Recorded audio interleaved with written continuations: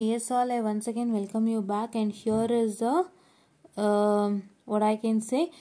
Here is the video doubt clearing session. So let me start with it.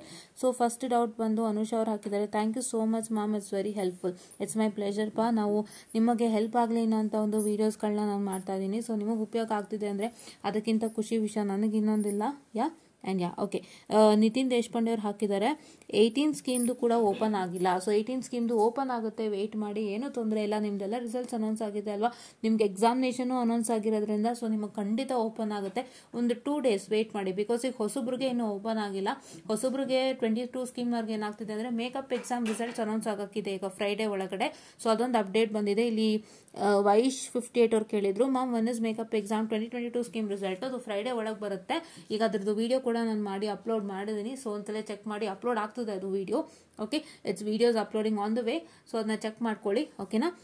So ಅದು ಇನ್ನೂ announce ಆಗಿಲ್ಲ. So ಹಾಗಾಗಿ ಅದು announce ಆದಮೇಲೆ ಅವ್ರಿಗೆ ಕರೆಕ್ಟಾಗಿ ಓಪನ್ ಆಗುತ್ತೆ. ಯಾರೆಲ್ಲ ಮೇಕಪ್ ಎಕ್ಸಾಮ್ ತೊಗೊಂಡಿದ್ರು ಅವ್ರು ಮತ್ತೆ ಎಕ್ಸಾಮ್ ಕಟ್ಟಬೇಕು ಅಂತ ಹೇಳಿದ್ರೆ ಅವ್ರದಿನ್ನೂ ಮೇಕಪ್ ಎಕ್ಸಾಮ್ ರಿಸಲ್ಟ್ಸ್ ಅನೌನ್ಸ್ ಆದಮೇಲೆ ಅವ್ರದ್ದು ಓಪನ್ ಆಗೋದು. ಸೊ ಹಾಗಾಗಿ ಅದೊಂದು ಪ್ರಾಬ್ಲಮ್ ಇರೋದ್ರಿಂದ ಸೊ 2022 ಸ್ಕೀಮ್ ಸ್ಟೂಡೆಂಟ್ಸ್ಗೆ ಸ್ವಲ್ಪ ಇದಾಗ್ತಾ ಇದೆ.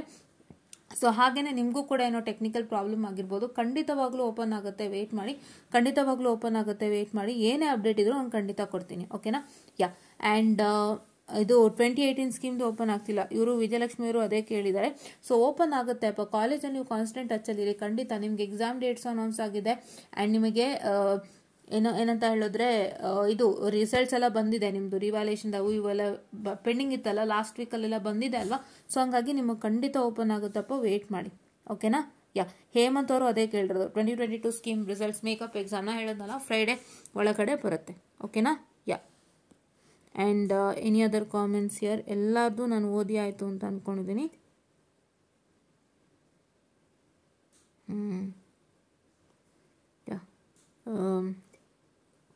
ಓಕೆ, ಎಲ್ಲರ ಕಾಮೆಂಟ್ಸನ್ನು ನಾನು ಆನ್ಸರ್ ಮಾಡಿದ್ದೀನಿ. ಇಷ್ಟು ಇವತ್ತಿನ ಒಂದು ಡೌಟ್ ಕ್ಲಿಯರಿಂಗ್ ಸೆಷನ್ ಆಗಿತ್ತು.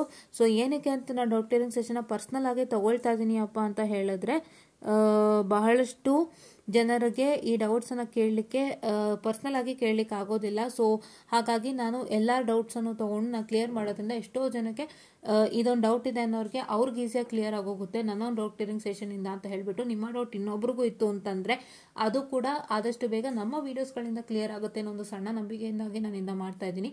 ಸೊ ಹಾಗಾಗಿ ದಯವಿಟ್ಟು ಯಾರ್ಯಾರ ಡೌಟ್ಸ್ಗೆ ರೆಸ್ಪಾಂಡ್ ಬಂದಿಲ್ಲ, ಇದನ್ನು ಮತ್ತೆ ಹೇಳ್ತಾ ಇದ್ದೀನಿ, ಕೇಳಿಸ್ಕೊಳ್ಳಿ. ನಿಮ್ಮ ಡೌಟ್ಸ್ಗೆ ನನ್ನ ಕಡೆಯಿಂದ ರೆಸ್ಪಾನ್ಸ್ ಬಂದಿಲ್ಲ. ರೆಸ್ಪಾನ್ಸ್ ಅಂದರೆ ನಾನು ನಿಮ್ಮ ಕಾಮೆಂಟ್ಗೆ ಮರು ಕಮೆಂಟ್ ಮಾಡಬೇಕು, ಕರೆಕ್ಟ್ ಅಲ್ವಾ?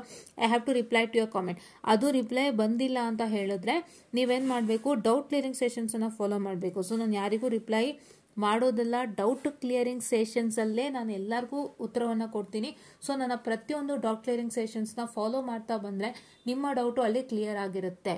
Okay, if you follow the doubt clearing sessions your doubts are clear there ಅಂತ ಹೇಳ್ತಾ please do watch the doubt clearing session. Ma'am reply ಮಾಡಲ್ಲ ಅನ್ಕೋಬೇಡಿ, ಬಿಕಾಸ್ ನಾನು ಇದನ್ನು ಸೆಷನ್ ಅಂತಾನೆ ತಗೊಂಡು ಮಾಡ್ತೀನಿ. ಒಂದು ವಿಡಿಯೋ ಆಗುತ್ತೆ, ಅದರಿಂದ ಅಮೌಂಟ್ ಬರುತ್ತೆ ಅಂತ ಅಲ್ಲ. ಎಷ್ಟೊಂದು ಜನಕ್ಕೆ ಡೌಟ್ ಇರುತ್ತೆ, ಬಟ್ ಕೇಳೋಕ್ಕಾಗಿರಲ್ಲ.